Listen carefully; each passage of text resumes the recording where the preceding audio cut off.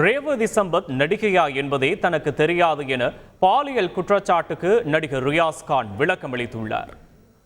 அவங்க ஃபர்ஸ்ட் நடிகைன்னு எனக்கு தெரியாது. அவங்கள நான் பார்த்ததில்லை, அவங்க பேர் கேள்விப்பட்டதில்லை. ஓகே.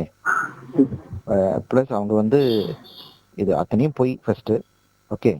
அவங்கள நான் ஃபோன் பண்ணி பேசினேன்னு சொல்றாங்க நைட்டு.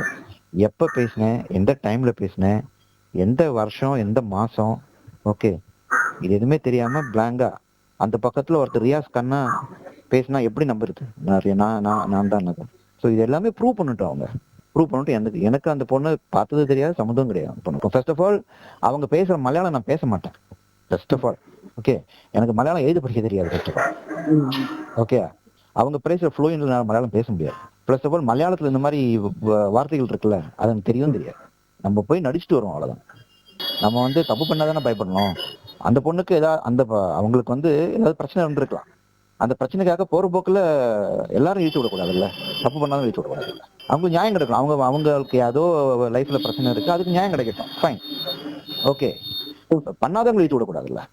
காவல் நிலையத்துக்கு புகார் மாதிரி கொடுக்குறோமா அவங்க மேல? அபாண்டமா பழி போடக்கூடாதுல்ல. அதனால அதெல்லாம் கண்டிப்பா இருக்கும். 33 வருஷமா 300 படம் எல்லாம் ஆக்ட் பண்ணியிருக்கேன் நான். தமிழ், தெலுங்கு, ஹிந்தி, கன்னடம், மலையாளம். ஓகே.